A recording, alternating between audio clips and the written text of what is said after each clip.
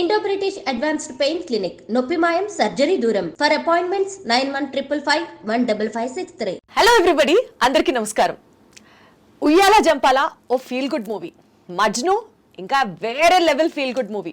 So ఇదే పరంపర కొనసాగుతుంది అని అనుకుంటే ఒక సోషల్ రెస్పాన్సిబిలిటీతో, ఒక సివిక్ సెన్స్తో, లీడర్ అనేవాడు ఇలా ఉండాలి అనే కాన్సెప్ట్తో వచ్చిన సినిమా జితేందర్ రెడ్డి. ఈ సినిమా డైరెక్టర్ విరించి వర్మ గారు ఉన్నారు నాతో.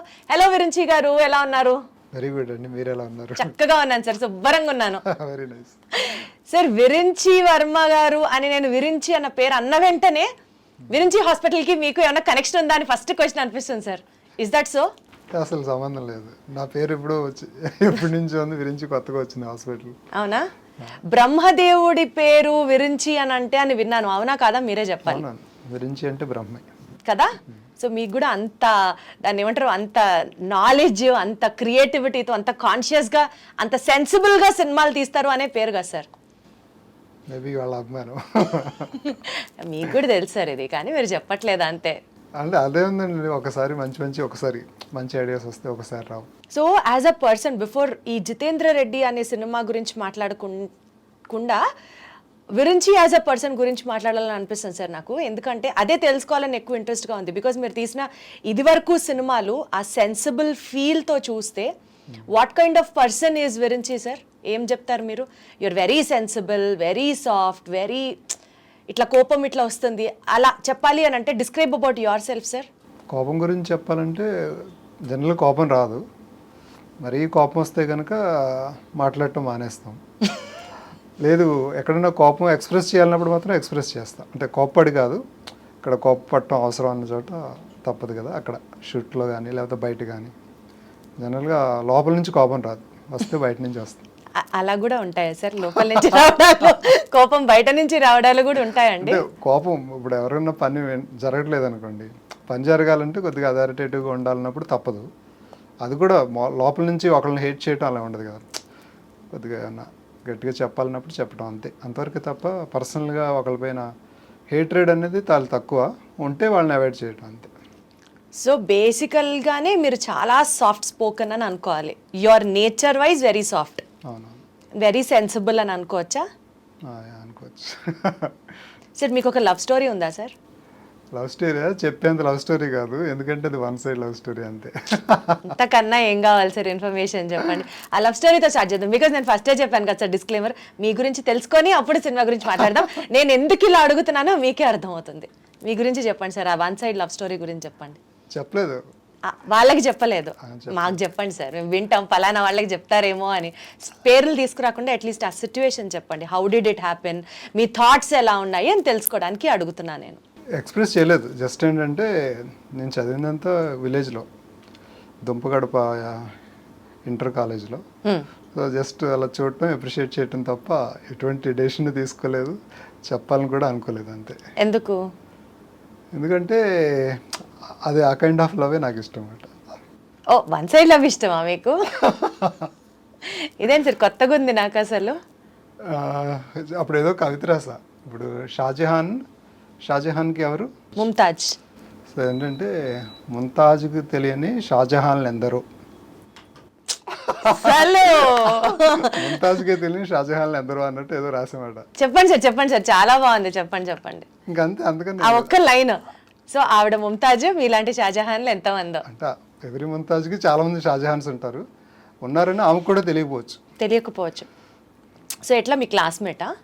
అంతే, క్లాస్మేట్. ఇప్పటికైనా తెలుసా సార్? ఇప్పటికీ తెలీదా? తెలీదు. సో అంటే నేను ఎందుకు అడుగుతున్నానంటే, చాలా సెన్సిబుల్గా, చాలా సెన్సిటివ్గా మీ సినిమాల్ని చూస్తే ఒక డైరెక్టర్ పర్సానిఫికేషన్ ఇలా ఉంటుంది అని ఒక అండర్స్టాండింగ్ వస్తుంది. అలాంటిది మీరు ఇవాళ జితేందర్ రెడ్డి సినిమా తీయడానికి అన్లెస్ అండ్ అంటిల్ ఒక స్ట్రాంగ్ రీజన్ లేకపోతే, ఒక స్ట్రాంగ్ కాజ్ కోసం మీరు నిలబడరేమో అని అనిపించింది. So if that is Virinchi గారు, జితేంద్ర రెడ్డి అనే సినిమా ఎందుకు తీశారు చెప్పండి? నేను బిలీవ్ చేయకపోతే, 100%గా జెన్యున్గా నాలోంచి ఎమోషన్ రాకపోతే అది అంత జెన్యున్గా రాదు, ఏదో కావాలని చేసినట్టు ఉంటుంది కదా. సో నేను గ్యారంటీ బిలీవ్ చేసి 100% ఫీల్ అయ్యే చేసా. కాకపోతే ఆ స్టోరీ నాది కాకపోయినా కూడా, అది బయోగ్రఫీ, ఆటోబయోగ్రఫీ అయినా కూడా అంత మంచి క్యారెక్టర్ అది నన్ను అంత ఇన్స్పైర్ చేయగలిగింది అది. సో దానివల్ల ఇప్పుడు ఈవెన్ లవ్ స్టోరీ అయినా కూడా అదొక ఎమోషన్, అదొక ప్లెజెంట్ ఎమోషన్. మజ్ను అయినా ఉయ్యాల జంప్ అయినా ఒక ప్లెజెంట్ ఎమోషన్. ఇదేంటంటే ఇది ప్లెజెంట్ కాదు, ఒక వైబ్రెంట్ ఎమోషన్. ఇది చాలా పవర్ఫుల్ స్ట్రాంగ్ ఎమోషన్. అంటే ఒక మనిషి చంపైనా చంపేయాలి, లేకపోతే చచ్చిపోయినా చచ్చిపోవాలి దేశం కోసం అన్న దగ్గర అంతకన్నా గ్రేట్ ఎమోషన్ ఇంకోటి లేదు. సో ఒక చిన్న ఎమోషన్ డీల్ చేశాను, ఇప్పుడు పెద్ద ఎమోషన్ డీల్ చేయాలి. So what are the challenges అని చూసుకున్నాను తప్ప ఇది వేరే కైండ్ ఆఫ్ స్టోరీ కదా అన్న దగ్గర నేను ఇంకొద్దిగా హ్యాపీ అయ్యా, అంటే ఇంకొద్దిగా ఎగ్జైట్ అయ్యా. ఇంకా ఎప్పుడు చేయని సీన్స్ చేయొచ్చు, ఎప్పుడు డీల్ చేయని క్యారెక్టర్స్ని డీల్ చేయొచ్చు. సో అది కూడా ఎంజాయ్మెంట్ ఉంటుంది కదా. అంటే మనం కూడా కెరియర్లో any director different genres try చేయాలని ఉంటుంది. నాకు కూడా యాక్షన్ థ్రిల్లర్స్ కూడా ఉన్నాయి నేను రాసుకున్న దాంట్లో. తర్వాత హారర్ నాకు చాలా ఇష్టమైన జానర్. హారర్లో చిన్న ఫ్యాంటసీ, అలాగే మిస్టిసిజం అంటే ఇండియన్ మైథాలజీ రిలేటెడ్ స్టోరీస్, ఇంకా అన్ని రకాలు ఇష్టం అట నాకు కూడా. సో అలా ఇదొక జానర్ డిఫరెంట్గా నేను రాయకుండానే నా దగ్గరకు ఒక మంచి క్యారెక్టర్ మంచి స్టోరీ వచ్చినాయి. సో వదలకూడదు అనిపించింది చేసామట అది. సో ఈ కథ విన్నప్పుడు, మీ దాకా స్టోరీ వచ్చినప్పుడు మీరు కొన్ని విషయాలు చేయగలరా అన్న డౌట్స్ మీకేమన్నా వచ్చాయా? అంటే మీరు నాకు ఛాలెంజెస్ అన్న దాంట్లో వెదర్ ఇది నేను పర్ఫెక్ట్గా అడ్రస్ చేయగలనా అన్న సందర్భాలు మీకు ఏమైనా ఉన్నాయా? ఏంటంటే ఛాలెంజ్, ఇప్పుడు సినిమా చేయాలి, సినిమా అంటే జనాలకు నచ్చాలి. నచ్చాలంటే వాళ్ళకి ఐడియాలజీస్ లేకపోతే వాళ్ళ ఫిలాసఫీలు అవన్నీ అవసరం లేదు. వాళ్ళకి జితేందర్ రెడ్డి జీవితంలో ఏం జరిగింది కూడా వాళ్ళకి అవసరం లేదు. ఎంగేజ్ చేస్తుందా లేదా ఆడియన్స్ని అనేది, అంటే మమ్మల్ని ఎంటర్టైన్ చేస్తుందా లేదా, ఎమోషనల్గా మేము ఇన్వాల్వ్ అవుతున్నామా లేదా అనేది వాళ్ళకి కావాల్సింది. సో ఆ ఇన్వాల్వ్మెంట్ క్రియేట్ చేయాలి. సేమ్ టైం జితేందర్ రెడ్డి గారి స్టోరీ చెప్పాలి. సో జితేందర్ రెడ్డికి న్యాయం చేస్తూ ఆడియన్స్ కూడా న్యాయం చేయాలి. అది ఛాలెంజ్ అన్నమాట. అంటే స్క్రిప్టింగ్లో ఛాలెంజ్. అంటే అటు మరీ ఓవర్గా వెళ్ళిపోయి ఫిలాసఫీలు చెప్తే జనాలు పారిపోతారు. పాము చావాలి, కర్ర విరక్కూడదు అంతే లాగా డీల్ చేయాలి. అంతే, సింపుల్. ఇప్పుడు ఎలా అనిపిస్తుంది సార్, సక్సెస్ఫుల్గా ఆ లైన్ టచ్ చేశారన్న సాటిస్ఫాక్షన్ ఉందా మీకు? గ్యారంటీ అండి. అందరూ చాలా అప్రిషియేట్ చేస్తున్నారు. ఈవెన్ రేటింగ్స్ కానీ అన్నీ చాలా బాగా వచ్చినాయి, రివ్యూస్ కానీ పెద్దగా జనాలు థియేటర్కి ముందే ఫిక్స్ అయి ఉంటారు నాలాగా. నేను కూడా వెళ్ళను అలాంటి సినిమాలకి. నేను అందుకే కాన్షియస్గా నేను కూడా అలాంటి సినిమాలు చూడను. ఫ్యూ ఇయర్స్ బ్యాక్ నేను అసలు చూసేవాడిని కాదు అలాంటి సినిమాలు. కానీ నేను వన్స్ చూడటం మొదలుపెట్టాక ఐ స్టార్టెడ్ ఎంజాయింగ్. సో నేను కూడా నాలాంటి ఆడియన్స్ కూడా రావాలి థియేటర్ కంటే, వాళ్ళని ఎమోషనల్గా లోపలికి పుల్ చేయాలి. సో దానికోసం ఏ ఎక్సర్సైజ్ చేయాలి, ఎంత బాగా స్క్రిప్ట్ రాయాలనే దాంట్లో ఎక్కువ టైం స్పెండ్ చేశాము. సో ఇప్పుడు నేను చేశాను కాబట్టి అందరూ వచ్చేయాలని కాదు, ఎవరికి వాళ్ళ ప్రయారిటీస్ ఉంటాయి కదా. చాలామందికి లవ్ స్టోరీ సిస్టమ్, కమర్షియల్ పెద్ద హీరో అంటే చూస్తారు తప్ప దేని పడితే దానికి వెళ్ళరు. సో చాలా బాగుందంటే వెళ్తారు. సో ఇది కూడా మంచి టాక్ ఉంది, మెల్లగా వెళ్తారేమో చూద్దాం ఈ week. May all that confidence turn out into your power అని అనుకోవాలి సార్, డెఫినెట్లీ.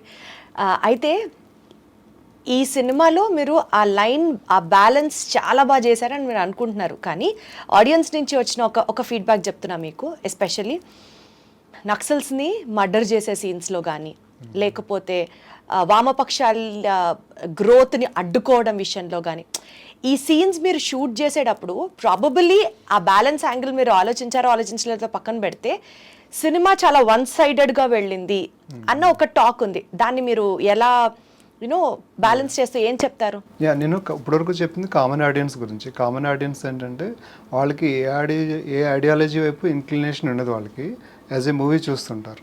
కానీ ఆల్రెడీ ఎవరైతే కొద్దిగా లెఫ్ట్ సైడ్ లీనియన్స్ ఉందో వాళ్ళకి ఏంటంటే ఇది ఏంటి ఇలా చెప్తున్నారు అనేది ఉంటుంది. అంతెందుకు మనకి ఇప్పటివరకు చాలా వైపు నక్సలైట్స్ని హీరోస్గా పెట్టి చూసిన సినిమాలు చాలా చూసాము. సో ఇప్పుడు నక్సలిజం కరెక్టా రాంగా అని ఆ డిస్కషన్లోకి వెళ్ళామనుకోండి, నేను అన్నీ స్టడీ చేసిన తర్వాత నేను తీసుకోవటం జరిగిందన్నమాట. ఎందుకంటే నక్సలిజం అనేది స్టార్ట్ అయినప్పుడు, అంటే ఒక వ్యవస్థ ఎప్పుడైనా సొసైటీలో పుట్టింది అంటే కనుక దానికి రీజన్ ఉండాలి, పర్పస్ ఉండాలి. పర్పస్ లేకపోతే ఎవరు ఎంటర్టైన్ చేయరు దాన్ని. సో ఆ టైంలో ఏంటంటే గవర్నెన్స్ కరెక్ట్గా ఉండేది కాదు. సో రిమోట్ విలేజెస్లో అయితే అసలు చాలా దారుణంగా ఉండేది. అట్రాసిటీస్, పేదల పట్ల దొరల ఆధిపత్యాలు, వెట్టి చాకరీలు అన్నీ జరిగినాయి తెలంగాణలో. అప్పుడు అంటే ఇలాంటి అట్మాస్ఫియరే అన్ని చోట్ల ఉండేది ఆల్మోస్ట్ ఇండియాలో, వేరే స్టేట్స్లో కూడా, బెంగాల్లో కానీ. సో అక్కడ నక్సలిజం పుట్టి మెల్లగా ఇటువైపు కూడా వచ్చింది. కాకపోతే స్టార్ట్ అయింది చాలా జెన్యున్గా స్టార్ట్ అయినా కూడా దాన్ని హైజాక్ చేస్తారన్నమాట. ఇప్పుడు గవర్నమెంట్ వచ్చింది మంచి పాలన ఇవ్వడానికి. గవర్నమెంట్లో అందరూ మంచోళ్ళు ఉంటారా? అందరూ స్కామ్లు చేస్తారు కదా, ప్రతి ఒక్కడు స్కామ్ చేస్తాడు కదా, పోలీసులు అందరూ మంచోళ్ళు ఉంటారా? వచ్చింది మంచి చేయడానికి కదా. ప్రతి దాంట్లో మంచి చెడు ఉంటుంది. అలా మనుషుల్లో మంచి చెడు ఉంటుంది. కాకపోతే ఈ వ్యవస్థ ప్రిన్సిపల్స్ ఏంటంటే, మన ఐడియాలజీని ఎవరన్నా రాంగ్ కాదు తప్పు అని అంటే కనుక వాళ్ళని చంపేయటం వాళ్ళ ప్రిన్సిపల్స్ అయిపోయింది. రైట్. ఇప్పుడు వ్యక్తులు మంచి చెడు ఉండొచ్చు, కానీ వ్యవస్థ ప్రిన్సిపల్సే మన వ్యతిరేకంగా ఎవరిని వస్తే వాళ్ళు చంపేయాలి అని వ్యవస్థ ప్రిన్సిపల్స్ పెట్టుకుంటే, అందులోకి ఆ వ్యవస్థలోకి మంచి వాళ్ళు వచ్చినా చెడ్డవాళ్ళు వచ్చినా ఏదొచ్చినా ఎవరు వచ్చినా కూడా వాళ్ళు చేయాల్సింది ఏంటంటే అవతల వ్యక్తులను చంపేయటం. ఇప్పుడు ఇది లెఫ్ట్ అనుకోండి, రైట్ వాళ్ళది ఏంటంటే వీళ్ళకి చంపటం కాదు, మనం డిస్కస్ చేద్దాం, లేకపోతే మన ఐడియాలజీ ఇది అది కరెక్ట్ కాదని డిబేట్ చేద్దాం. డిబేట్కి రెడీ లేకుండా లేదు మాట్లాడదామని వచ్చిన వాళ్ళని చంపేయటం అనేది ఎంతవరకు కరెక్టు? అది యాక్సెప్ట్ చేయలేం కదా. అది అప్పుడైనా ఇప్పుడైనా అది ఎప్పటికీ యాక్సెప్ట్ చేయలేం. నా ఫీలింగ్ ఏంటంటే వాళ్ళ ఒపీనియన్స్ మనం ఎన్నాళ్ళు విన్నాం. నక్సలైట్స్ హీరోగా అని చెప్పినా కూడా మనం విన్నాం, చూస్తాం, సినిమాలు హిట్ చేసాం. సో ఆపోజిట్ ఒపీనియన్ వస్తే వాళ్ళు కూడా రెస్పెక్ట్ చేయాలి. వాళ్ళకి ఆ మాత్రం అన్న సంస్కారం ఉంటే అవును కదా వాళ్ళ ఒపీనియన్ కూడా మనం వినాలి కదా అని వాళ్ళు అనుకోవాలి. అది కూడా లేకుండా అటాక్ చేయడాలు లేకపోతే చంపేయడాలు అంటే అది ఇంకా సివిలైజ్డ్ వరల్డ్లో ఉన్నారా?